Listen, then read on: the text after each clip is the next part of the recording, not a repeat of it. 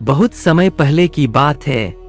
छत्तीसगढ़ के एक छोटे से गांव में हर साल फसल कटने के बाद चेरचेरा का त्योहार बड़े धूमधाम से मनाया जाता था। बच्चे बूढ़े जवान सब घर घर जाकर कहते थे, चेरचेरा माई कोठी के धान दे।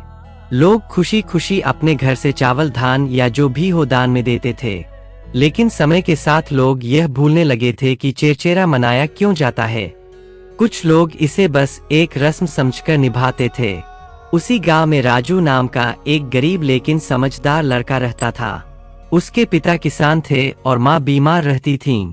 राजू हर साल चेरचेरा में भाग लेता था, लेकिन उसके मन में एक सवाल हमेशा रहता था, आखिर चेरचेरा का असली मतलब क्या है।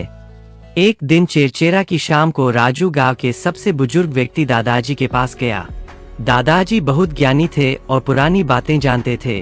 राजू ने उनसे चेरचेरा का असली मतलब पूछा। दादाजी मुस्कुराए और बोले, चेरचेरा सिर्फ धान मांगने का त्योहार नहीं है, यह दिल बांटने का पर्व है। फिर उन्होंने कहानी सुनाई। बहुत पहले जब अकाल पड़ा था तब गांव में कुछ लोगों के पास बहुत अनाज था और कुछ के पास कुछ भी नहीं।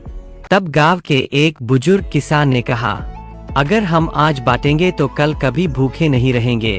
उसी दिन से चेरचेरा शुरू हुआ। दादाजी ने समझाया कि चेरचेरा हमें सिखाता है कि फसल प्रकृति की देन है, इसलिए जो मिला है उसमें से दूसरों को देना ही सच्ची पूजा है। राजू की आंखें भर आईं। उसे समझ में आ गया कि चेरचेरा का असली राजदान नहीं करुणा है। अगले दिन राजू ने चेरचेरा में जो धान मिला था उसमें से आधा उस बूढ़ी विधवा को दे दिया जिसके पास खाने को कुछ नहीं था। बाकी अनाज उसने अपने घर के लिए रखा। कुछ महीनों बाद गांव में फिर मुश्किल समय आया, लेकिन इस बार पूरा गांव एक दूसरे के साथ खड़ा था। कोई भूखा नहीं सोया। दादाजी ने राजू से कहा, जो बांटता है वही सच में अमीर होता है।